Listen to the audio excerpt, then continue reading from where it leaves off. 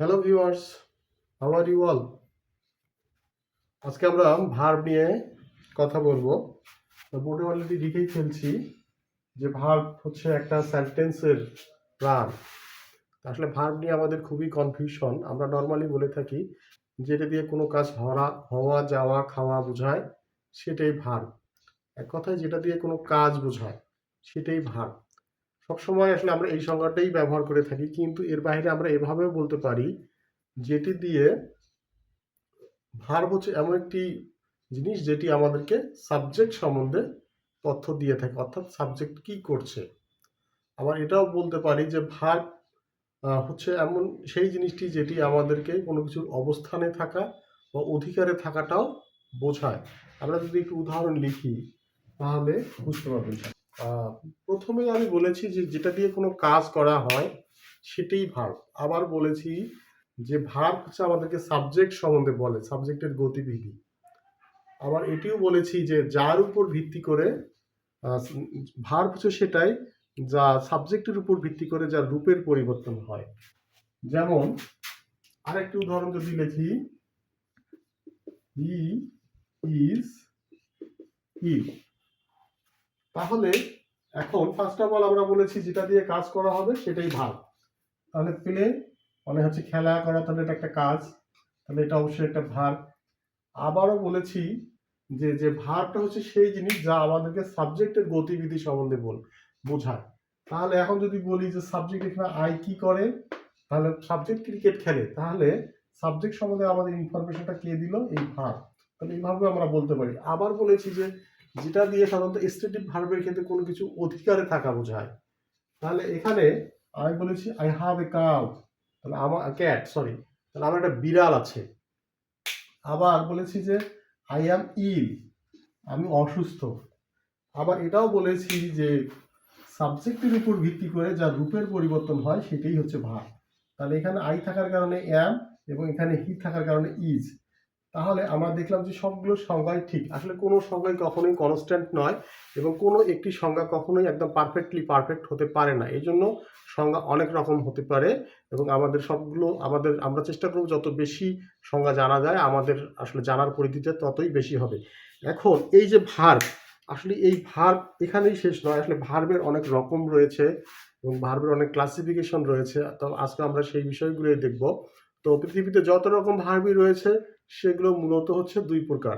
একটা হচ্ছে finite verb আর একটা হচ্ছে নন ফাইনাইট ভার্ব। আমরা অলরেডি ভার্ব লিখেছি এবং লিখে আমরা দেখেছি যে ভার্ব, আমি বলেছি যে ভার্ব মূলত হচ্ছে দুই প্রকার। ফার্স্ট ওয়ান ইজ ফাইনাইট, সমাপিকা ক্রিয়া, and second one is non finite. এখন পৃথিবীতে যত ভার্বই আছে সব হয় ফাইনাইট হবে, না নন ফাইনাইট হবে। এখন ফাইনাইটটা হচ্ছে কি সমাপিকা ক্রিয়া। এখন সমাপিকা ক্রিয়া কি? এক কথায় হচ্ছে যে ভার্ব দেখে টেন্স চেনা যায়, যে ভার্ব দেখে টেন্স চেনা যায়। যেমন she loves me, loves me, সে আমাকে ভালোবাসে। আরটা হচ্ছে দে লাভ মি। তাই বলেছি যে যে ভার্ব দেখে টেন্স চেনা যায় সেটাই হচ্ছে ফাইনাইট ভার্ব। বা এটাও বলা যেতে পারে যে সাবজেক্টের উপর ভিত্তি করে যে ভার্বের রূপের পরিবর্তন হয় বা সে ভার্বের সঙ্গে এস বা ইয়ের যুক্ত হয় সেটাও ফাইনাইট ভার্ব। যেমন এখানে আমি লিখেছি she loves me, they love me, they like to play cricket. তাহলে এখন এই লাইক টু নিচেও টান দিলাম, প্লে নিচেও টান দিলাম। এখন এই যে লাভ এন্ড লাভস, তাহলে শি হওয়ার কারণে আমি এখানে লাভস দিয়েছি এবং এই লাভটা দেখেই আমরা বুঝতে পারছি যে এটা প্রেজেন্ট ইনডিফিনিট টেন্স। তার মানে যে আমরা বলেছি যে যে টেন্স, যে ভার্ব দেখে টেন্স চেনা যাবে সেটাই হচ্ছে ফাইনাইট ভার্ব। আবার বলেছি যে সাবজেক্টের উপর ভিত্তি করে যার সাথে এস বা ইএস যুক্ত হয় বা রূপের পরিবর্তন হয় সেটাই হচ্ছে ফাইনাইট ভার্ব। তাহলে এখানে শি থাকার কারণে কি হলো? লাভস। আর এখানে দে থাকার কারণে কি হলো? লাভ। মানে প্লুরাল হওয়ার কারণে এস বা ইএসটা থাকলো না। তাহলে এইটাই হচ্ছে ফাইনাইট ভার্ব। আবার একটা বাক্য লিখেছি দে লাইক টু প্লে ক্রিকেট। এখন আমি যদি এই লাইক টু নিচে টান দিই তাহলে কি এটা দেখে কি ভার্ব চেনা যাবে? না সরি, টেন্স চেনা যাবে না। তাহলে আমাদের টেন্স যদি কি লাগবে? পেলের নিচে যদি টান দেই, যেমন হচ্ছে এইটাকে যদি আমি বাদ দিই, দিয়ে প্লে ক্রিকেট, যখন এই প্লের নিচে টান দেওয়া হবে তখন আমরা এটা বুঝতে পারবো যে এটা প্রেজেন্ট ইনডিফিনিট টেন্স। তাহলে এই যে যেটা দেখে টেন্স চেনা যাবে সেটাই হচ্ছে ফাইনাইট ভার্ব। আশা করি বুঝতে পেরেছেন। এখন আর যেটা দেখে টেন্স চেনা যাবে না সেটাই হচ্ছে নন ফাইনাইট ভার্ব। আসলে ফাইনাইট ভার্ব এবং নন ফাইনাইট ভার্বের যে তুলনামূলক আলোচনা, সেখানে আসলে পৃথিবীতে ফাইনাইট ভার্বের সংখ্যাই বেশি এবং নন ফাইনাইট ভার্বের সংখ্যা কম। তাহলে আমরা যদি বলি যে ইংরেজিতে বর্ণমালা কয়টি, যে 26টি, এখানে ভাওয়েল কয়টি, 5টি এবং কনসোনেন্ট 21টি। তাহলে আসলে যদি এখানে আইডেন্টিফিকেশন করতে বলা হয় তাহলে আমরা কি করব, ভাওয়েলকে আগে আইডেন্টিফিকেশন করলে সেখান থেকে ভাওয়েলটা বাদ দিলে আমরা কনসোনেন্টগুলো পেয়ে যাব। তাহলে আসলে এই যে নন ফাইনাইট ভার্বের সংখ্যা কম, তো আমরা যদি নন ফাইনাইট ভার্বকে একটু ডিপলি আলোচনা করি তাহলে আসলে আমরা সেখান থেকে নন ফাইনাইটগুলোকে আলাদা করতে পারলে বাকি যেগুলো থাকবে সেগুলো হবে ফাইনাইট ভার্ব। এই যে বিনের নিচে টান দিলাম, টুপেলের নিচে টান দিলাম, তাহলে এই যে দুটা বাক্যে এই যে দুটা ভার্বের নিচে টান দেওয়া আছে, আসলে কি এই দুটো অংশ দেখে কি আমরা টেন্স চিনতে পারবো? আমার মনে হয় যে টেন্স চিনতে পারবো না। কিন্তু যদি আমি লাইকস এর নিচে টান দেই এবং হ্যাজের নিচে টান দিই তাহলে কিন্তু আমরা টেন্স চিনতে পারবো। তার মানে যেটা ভার্ব দেখে টেন্স চেনা যাবে সেটাই ফাইনাইট ভার্ব, আর যেটা দেখে টেন্স চেনা যাবে না সেটাই হচ্ছে নন ফাইনাইট ভার্ব। এখন নন ফাইনাইট ভার্বের যে পরিবারটা সেটা আসলে অনেক ছোট পরিবার। তাহলে ছোট পরিবারকে নিয়ে আলোচনা করলে আমাদের সময় কম লাগবে। ওকে, তো আমরা আসলে বোর্ডে যে নন ফাইনাইট ভার্ব মানে অসমাপিক ক্রিয়া যে ক্লাসিফিকেশনটা সেটা আমরা লিখে ফেলেছি। তাহলে ফার্স্ট অফ অল আমরা দেখবো হচ্ছে ইনফিনিটিভ। ইনফিনিটিভটা হচ্ছে টু প্লাস ভার্বের বেস ফর্ম, যেমন হচ্ছে টু ডু। এই ইনফিনিটিভটা আবার হচ্ছে কয় প্রকার? 3 প্রকার। একটা হচ্ছে ফুল ইনফিনিটিভ, একটা হচ্ছে বেয়ার ইনফিনিটিভ, স্প্লিট ইনফিনিটিভ। তাহলে আমরা দেখলাম যে ইনফিনিটিভ আবার 3 প্রকার, ফুল, বেয়ার আর স্প্লিট। এগুলো নিয়ে আমরা পরে আলোচনায় যাব। তবে ইনফিনিটিভ মানে হচ্ছে টু প্লাস ভার্বের বেস ফর্ম। যদি এমনটা হয় তাহলে সেটা হবে ইনফিনিটিভ। এখন হচ্ছে জিরান্ড। জিরান্ড হচ্ছে ভার্বের এমন একটা ফর্ম যেটা একই সঙ্গে নাউন এবং ভার্বের কাজ করবে। তাহলে হচ্ছে নাউন প্লাস ভার্ব এবং এটার সাথে আইএনজি যুক্ত থাকবে, যেমন ইট, কিং। ঠিক পার্টিসিপলটাও ঠিক এমন যে এটাও ভার্ব প্লাস অ্যাডজেক্টিভ হবে, সেটাই হচ্ছে পার্টিসিপল। পার্টিসিপল আর জিরান্ড হচ্ছে একই মায়ের মানে যমজ দুই ভাই, মানে হচ্ছে যারা দেখতে একই রকম কিন্তু যাদের জিনগত কিছুটা পার্থক্য রয়েছে। এটি যখন আমরা ডিপ আলোচনায় যাব তখন আমরা দেখব। তাহলে জিরান্ড হচ্ছে ভার্বের সেই ফর্ম যেটা একই সঙ্গে নাউন এবং ভার্বের কাজ করবে, এবং পার্টিসিপল হচ্ছে ভার্বের সেই ফর্ম যেখানে যখন সেটি হচ্ছে ভার্ব এবং অ্যাডজেক্টিভের কাজ করবে। বুঝতে পেরেছেন? ওকে, তো আমরা আসলে দেখতে পাচ্ছি যে পার্টিসিপলটা আবার 3 প্রকার। এটা হচ্ছে প্রেজেন্ট পার্টিসিপল, আবার পাস্ট পার্টিসিপল, আবার হচ্ছে পারফেক্ট পার্টিসিপল। তো প্রেজেন্ট পার্টিসিপলটা হবে মূল ভার্বের বেস ফর্মের সঙ্গে আইএনজি, যেমন হচ্ছে do plus ING, doing. Past পার্টিসিপলটা হবে ভার্বের পার্টিসিপল ফর্ম, যেমন হচ্ছে ডান,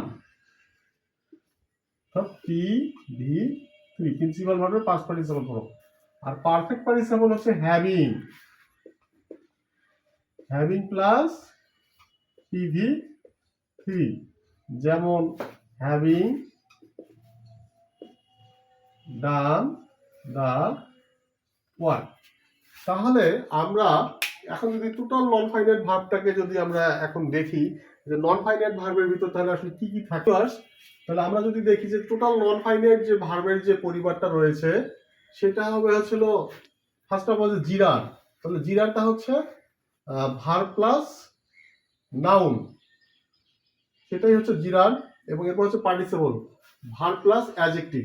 এবং এই পার্টিসিপলটা আবার 3 প্রকার। একটা হচ্ছে প্রেজেন্ট পার্টিসিপল যেখানে মূল ভার্বের সঙ্গে আইএনজি থাকবে, একটা হচ্ছে পাস্ট পার্টিসিপল যেখানে হচ্ছে মূল ভার্বের পাস্ট পার্টিসিপল ফর্ম হবে, আর একটা হচ্ছে পারফেক্ট পার্টিসিপল যেখানে হচ্ছে হ্যাভিং এর পর ভার্বের পাস্ট পার্টিসিপল হবে। আর একটা হচ্ছে ইনফিনিটিভ। এই ইনফিনিটিভটা আবার 3 প্রকার। একটা হচ্ছে ফুল ইনফিনিটিভ, একটা হচ্ছে বেয়ার ইনফিনিটিভ, একটা হচ্ছে স্প্লিট ইনফিনিটিভ। তাহলে এইগুলো বাদে যা থাকবে সবাই হচ্ছে ফাইনাইট ভার্ব। তো এইটার উপর আরেকটু আমরা আলোচনা করলে আমার মনে হয় যে বিষয়টা আরো ক্লিয়ার হবে। ফার্স্ট তাহলে আমরা বোর্ডে কতগুলো বাক্য লিখেছি এবং এখান থেকে আমরা ফাইনাইট এবং নন ফাইনাইট ভার্বের যে সংজ্ঞা এবং সেখান থেকে এবং আমরা প্র্যাকটিক্যালি এখন প্র্যাকটিক্যাল করার মানে দেখার চেষ্টা করব যে আসলে কি।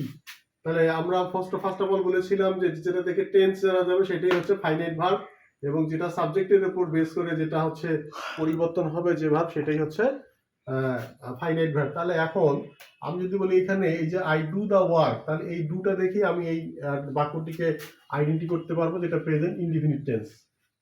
প্রেজেন্ট ইনডিফিনিট টেন্স তার মানে এটা হচ্ছে ফাইনাইট ভার্ব, সমাপিকা ক্রিয়া। এখন এই যে পরের যে 2 নাম্বার যে বাক্যটা আমার রয়েছে সেখানে রয়েছে I am doing the work. তাহলে এখানে দুইটা ভার্ব রয়েছে, একটা হচ্ছে অক্সিলারি, একটা প্রিন্সিপাল। এখন ঘটনাটা হচ্ছে যে এই বাক্যে আসলে কি এই দুটো মিলেই একটা ভার্ব, নাকি শুধু এই অ্যামটা ফাইনাইট ভার্ব, না ডুইংটা ফাইনাইট ভার্ব, না নন ফাইনাইট ভার্ব। এখন আমরা ফাইনাইট ভার্বের সংজ্ঞা এটাই বলেছিলাম যে সাধারণত ফাইনাইট ভার্বগুলো দেখে টেন্স চেনা যাবে। তাহলে আমরা যদি সেখানে যদি বলি তাহলে অ্যাম দেখে আমি এটা বুঝতে পারছি যে এটা প্রেজেন্ট কন্টিনিউয়াস টেন্স, নাকি ডুইং দেখে, তা অবভিয়াসলি আমি অ্যাম দেখেই বুঝতে পারছি এটা প্রেজেন্ট কন্টিনিউয়াস টেন্স। আবার একটা কথা বলছিলাম যে সাধারণত সাবজেক্টের উপর বেস করে যে ভার্বটা তার রূপের পরিবর্তন করে। তাহলে এখানে যদি আমি আই এর পরিবর্তে একটা হি দিয়ে দেই তাহলে এখানে কিন্তু আর অ্যামটা থাকবে না, তখন সেটা কি হবে, ইজ হয়ে যাবে। তার মানে এখানে অনেকেই আবার এটাকে টোটালটা কি দেখেই বলে যে এটা ফাইনাইট ভার্ব, কিন্তু সেটা আলোচনা আমরা পরে যাব। তো আপাতত আমরা বলছি যে এখানে অ্যামটাই হচ্ছে ফাইনাইট ভার্ব, যেহেতু এখানে সাবজেক্ট পরিবর্তনের সাথে সাথে এখানে অ্যামও পরিবর্তন হয়ে ইজ চলে আসছে, তাহলে হচ্ছে এখানে অ্যামটা হচ্ছে ফাইনাইট ভার্ব। আবার আমরা বলছি যে আইএনজি যুক্ত ভার্বগুলো হবে নন ফাইনাইট ভার্ব। তাহলে এখানে ডুইং এর সাথে ডু এর সাথে কি আছে, আইএনজি আছে, তার মানে এটা পার্টিসিপল হতে পারে বা জিরান্ড হতে পারে, সেটা পরের আলোচনা। দ্যাট মিন্স এখানে অ্যামটাই হচ্ছে ফাইনাইট ভার্ব আর ডুইংটা হচ্ছে নন ফাইনাইট ভার্ব। তো একইভাবে এখানে I have done the work, এখানে আমি এই যে হাফ দেখে এটা বুঝতে পারছি যে এটা প্রেজেন্ট পারফেক্ট টেন্স, ডানটা দেখে কিন্তু নয়, কারণ ডানটা হচ্ছে ভার্বের পাস্ট পার্টিসিপল ফর্ম। তাহলে এটা দেখে কিন্তু আমার টেন্স চেনার উপায় নাই। এখানে যদি আমি একটা হি দেই তাহলে এখানে হ্যাভের পরিবর্তে হ্যাজ হবে। আবার যদি হচ্ছে এটা আমি পাস্ট পারফেক্ট টেন্স করতে চাই তাহলে এখানে হ্যাভ হ্যাজের পরিবর্তে আমি হ্যাড দিতে পারবো, কিন্তু ডানটা কনস্ট্যান্টলি থাকছে। তার মানে যেটা সাবজেক্টের উপর বেস করে চেঞ্জ হবে এবং যেটা দেখে আমি টেন্স চিনতে পারবো সেটাই ফাইনাইট ভার্ব।